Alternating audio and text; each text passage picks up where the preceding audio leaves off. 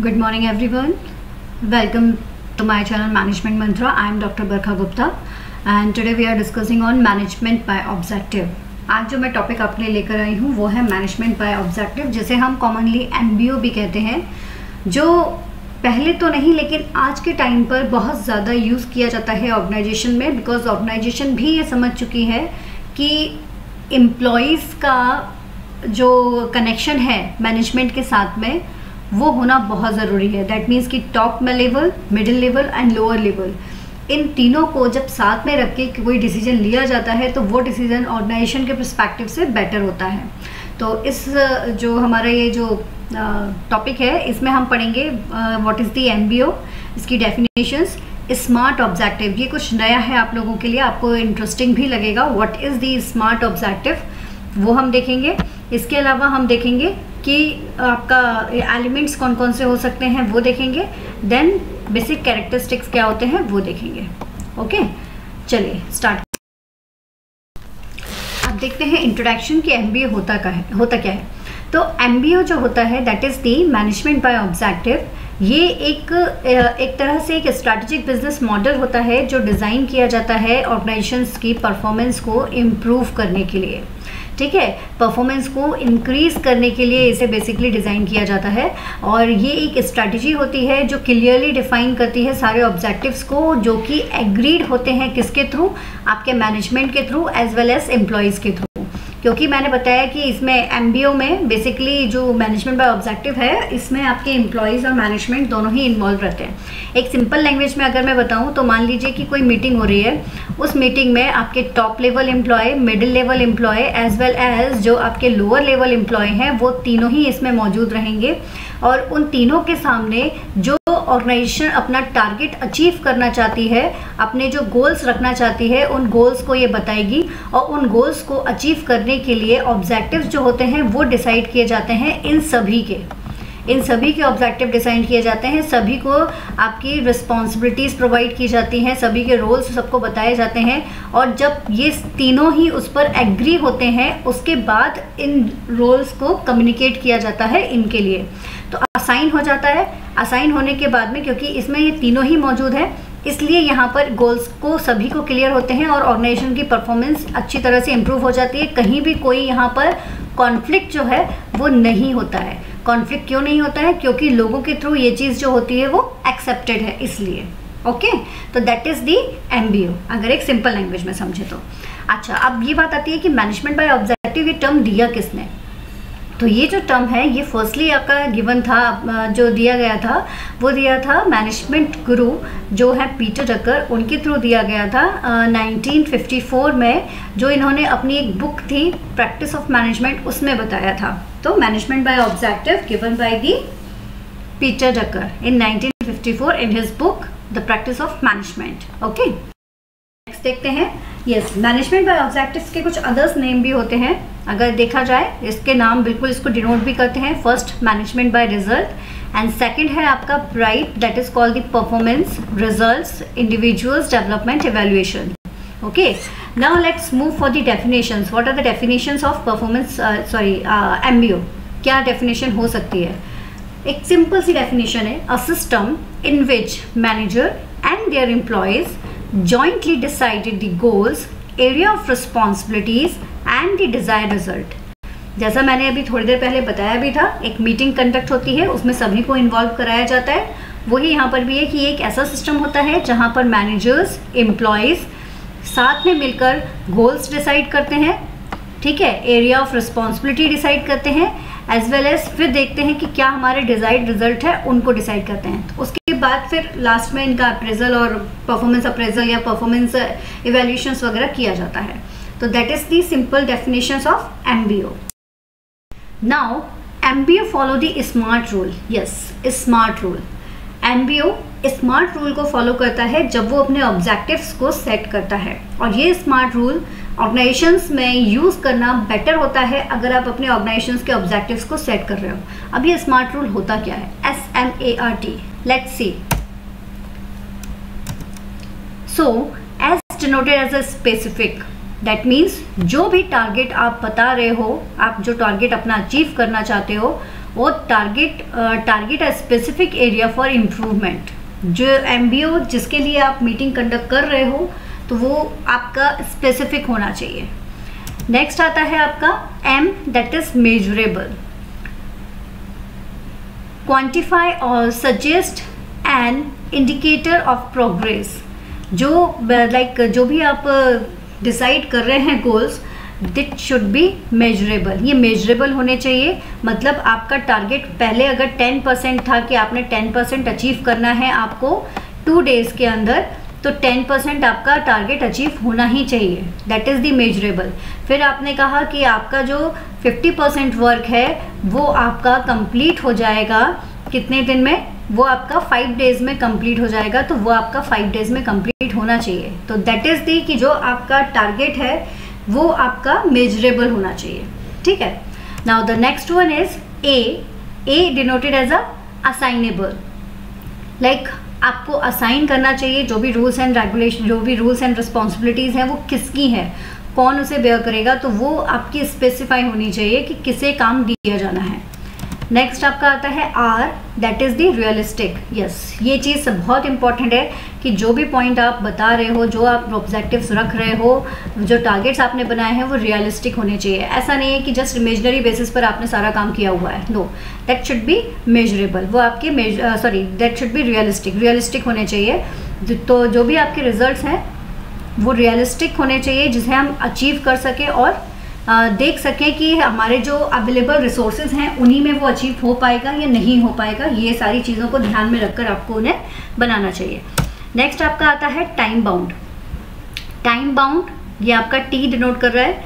Time bound भी बहुत important है because specify when the results can be achieved.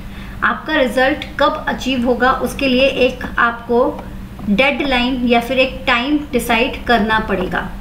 कभी आप किसी भी ऑर्गेनाइजेशंस में हैं, मान लीजिए अगर आप किसी ऑर्गेनाइजेशन में हैं या मान लीजिए आप अभी किसी कॉलेज में पढ़ रहे हैं, तो उस कॉलेज में भी अगर आपको कोई प्रोजेक्ट सबमिट करने के लिए दिया जाता है तो उस प्रोजेक्ट की एक डेडलाइन दी जाती है आपको कि भाई ये आपकी लास्ट लाइन है, इसके बाद अगर आप देंगे तो वो एक्सेप्टेड नहीं होगा या फिर कुछ भी पेनल्टी आपको लग सकती है।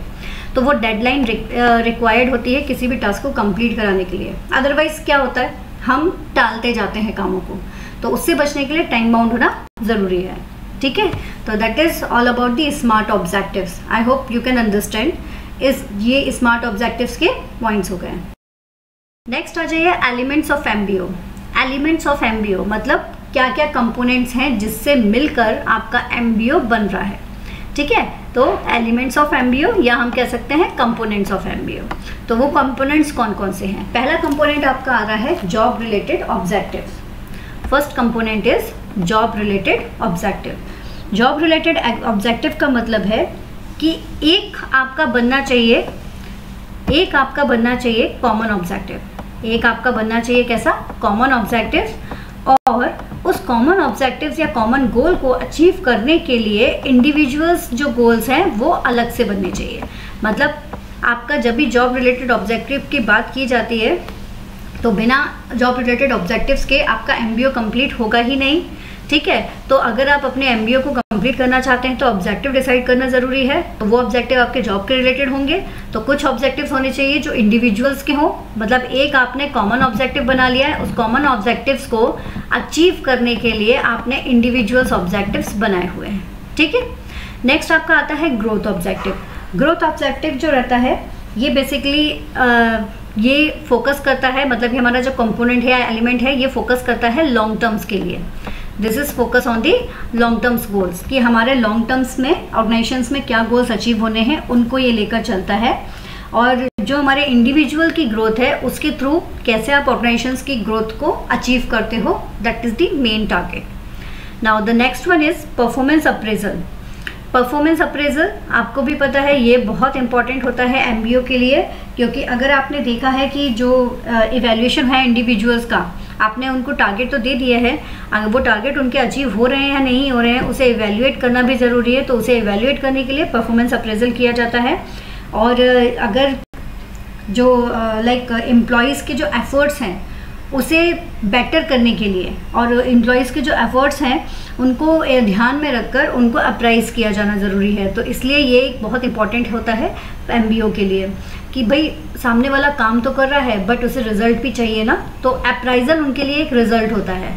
ठीक है, नेक्स्ट आपका आता है टास्क एंड प्रोजेक्ट। ये भी इसका एक एलिमेंट होता है एमबीए का, बिकॉज टास्क एंड रिजल्ट्स में हम क्या बता रहे हैं, टास्क एंड प्रोजेक्ट्स में हम क्या बता रहे हैं कि क्या क्या रोल्स रिस्पॉन्सिबिलिटीज़ प्रोवाइड की जा रही हैं, ड्यूटीज़ असाइन की जा रही हैं, कौन सा प्रोजेक्ट किस एम्प्लॉय को हैंडल करना है, किसको कौन सा प्रोजेक्ट दिया जा रहा है, ये सारी चीज़ें इसमें मेंशन्स रहती हैं। ठीक है, एमबीओ में मेंशन्स होती हैं। नेक्स्ट आपका आता है इसमें टारगेट। अब टारगेट का मतलब क्या हो जाता है कि जो आप विजन ऑर्गेनाइजेशंस का अचीव करना चाह रहे हो, whatever the visions you have to achieve, you want to achieve, जो टारगेट आप अचीव करना चाह रहे हो, जो विज़न आप अचीव करना चाह रहे हो, वो विज़न आपको पता होना चाहिए। तो इसी के लिए ये बताया गया है कि टारगेट आपका इसमें पता होना चाहिए, डिसाइडेड होना चाहिए। नेक्स्ट पॉइंट इसमें आता है आपका, इसका एलिमेंट है वैल्यू। ऑर्गेनाइजेशंस की वैल्यूज़, उसका परसेप्शंस, उसके बिलीफ या बिजनेस में कौन सा एथिक्स यूज़ किया जा रहा है, ये सारी चीज़ें इसमें मौजूद होनी चाहिए। नेक्स्ट आपका आता है बिहेवियर पैरामीटर।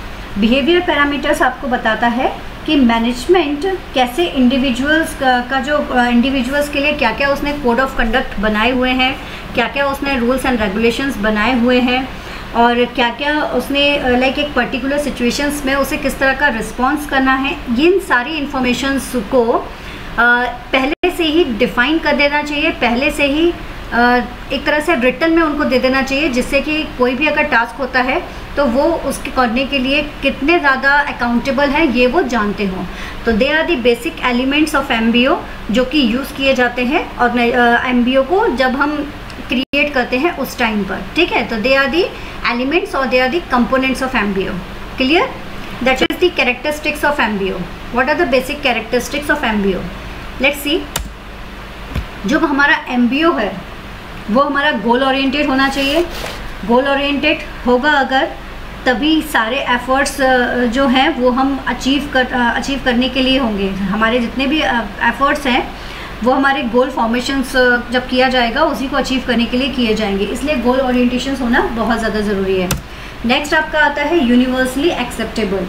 जितना भी आपने गोल्स बनाए हैं, जो आपने गोल्स तैयार किए हैं एमबीओ के लिए, वो यूनिवर्सली एक्सेप्टेबल होना चाहिए, यानी कि आपके मैनेजमेंट्स के जितनी भी यूनिट्स हैं उन सब के थ्रू एक्सेप्टेड होना चाहिए। नेक्स्ट आपका आता है सिस्टम अप्रोच। सिस्टम अप्रोच यहाँ पर ये बता रहा है कि ये जो आप एमबीओ बना रहे हैं ये आपके होल सिस्टम में जो होगा वो अप्लाई किया जाएगा। ऐसा नहीं है कि सिर्फ एक पर्टिकुलर यूनिट को ही टास्क दिया जा रहा है, हर एक इंसान इसके लिए रिस्पॉन्सिबल होगा टारगेट्स को अचीव करने के लिए। ठीक है, क्योंकि हर कोई हर एक सिस्टम, हर एक इन्वायरमेंट एक सिंगल टारगेट को अचीव करने के लिए वर्क कर रहा है। नेक्स्ट है आपका ऑपरेशनल। तो एप्लीकेशन जो ये ऑपरेशनल, दैट मीन्स कि ये जो आपका एमबीओ है ये एप्लीकेबल होता है day to day business operations जो होते हैं उनके लिए। ठीक है ना, ये आपके जितने भी day to day business operations हो रहे हैं उनके लिए ये एप्लीकेबल है, उनके लिए ये डिसाइड किया जाता है जिससे आपके टारगेट जो है वो टाइमली कंप्लीट होते चले जाएं। तो नेक्स्ट आपका आता है कि एमबीओ जो होता है वो सिंपल एंड कंप्रेसिव होना चाहिए। सिंपल एंड कंप्रेसिव इसलिए बिकॉज ये एक नॉन टेक्निकल प्रोसेस है, तो ये सभी के थ्रू अंडरस्टैंडेबल हो, इस तरह से इसको होना ज़रूरी है। नेक्स्ट आता है रिसोर्स ऑप्टिमाइजेशंस। ये बहुत ज़्यादा इंपॉर्टेंट है और जनरली एमबीओ इसीलिए किया भी जा रहा है। मेनली यहाँ पर हम बात कर रहे हैं हमारे ह्यूमन रिसोर्स की, कि हमारे जो ह्यूमन रिसोर्स हैं वो उनका जो है वो ऑप्टिमम यूटिलाइजेशन, मतलब बेहतर से बेहतर उसका यूज़ किया जाए, उनको सही जगह पर प्लेस किया जाए। ठीक है, तो और जितने भी हमारे अवेलेबल रिसोर्सेज हैं उन्हीं के थ्रू हम अपने टारगेट्स को अचीव कर सकें। नेक्स्ट आता है आपका मल्टीपल अकाउंटेबिलिटी। तो यहाँ पर आपको पता है कि सभी को यहाँ पर कुछ टास्क असाइन किए गए हैं, सभी यहाँ पर मौजूद हैं उस एमबीओ में अपने गोल्स को अचीव करने के लिए। तो यहाँ पर सभी को ये पता होना चाहिए कि किस टास्क को करने के लिए कौन अकाउंटेबल है। ठीक है, तो ये इंडिविजुअल पर्सन्स जो इन्वॉल्व है इस टास्क को कंप्लीट करने के लिए, तो वो अकाउंटेबल है अपने उस पर्टिकुलर टास्क के लिए भी कि वो किस तरह से हो रहा है, मतलब वो सही हो रहा है या गलत हो रहा है। ठीक है, नेक्स्ट आता है एम्प्लॉय मैनेजमेंट पार्टिसिपेशन। तो ये आपको भी पता है एमबीओ का जो एक सबसे इम्पॉर्टेंट कैरेक्टरिस्टिक्स होता है पार्टिसिपेशन, क्योंकि यहाँ पर employ as well as management दोनों ही उस मीटिंग में पार्टिसिपेट है, एमबीओ की जो प्रोसेस है उसमें इन्वॉल्व है, इसलिए एम्प्लॉय मैनेजमेंट पार्टिसिपेशन बोला गया है। नेक्स्ट इसका कैरेक्टरिस्टिक्स है की रिजल्ट एरिया। की रिजल्ट एरिया क्यों बताया गया है? बिकॉज यहाँ पर जो हमारा जो की रिजल्ट एरिया मतलब क्या हमें रिजल्ट अचीव करना है उसके बारे में हम यहाँ पर बात कर रहे हैं। तो जो प्रायोरिटीज़ है वो क्या है हमारी, मेनली हमारा ग्रोथ और हमारी डेवलपमेंट, हमारा ग्रोथ और हमारा डेवलपमेंट थ्रू दी की रिजल्ट एरिया। अगर हमें ये पता है कि हमारा टारगेट एरिया क्या है, की result area that is our target area, तो ये इंपॉर्टेंट कैरेक्टरिस्टिक्स है कि अगर हमारे पास टारगेट एरिया डिसाइडेड है तो उस टारगेट एरिया के बेसिस पर हम हमारे टास्क के through growth and development activity कर सकते हैं, जिससे हम हमारा KRA अचीव कर सकें। ठीक है, जो हमारा टारगेट है वो अचीव हो सके और इसी के थ्रू हमारी ओवरऑल परफॉर्मेंस जो है ऑर्गेनाइजेशंस की वो भी अचीव होती है। Thank you for today. ये था आपका बेसिक कि क्या होता है एमबीओ। जो हमारा नेक्स्ट लेक्चर आएगा उसमें हम देखेंगे कि क्या प्रोसेस होती है इसकी और एज वेल एज इसके इम्पोर्टेंस क्या होते हैं और कुछ जो ड्रॉबैक है वो क्या होते हैं, तो वो हम हमारे नेक्स्ट जो लेक्चर है उसमें हम देखेंगे। तो अगर आपको कोई डाउट है तो आप कमेंट सेक्शन में बता सकते हैं। वीडियो पसंद अगर आता है तो आप उसे लाइक करिए, शेयर करिए और अगर अभी तक आपने चैनल को सब्सक्राइब नहीं किया हुआ है तो आप चैनल को सब्सक्राइब कर दीजिए। Thank you so much.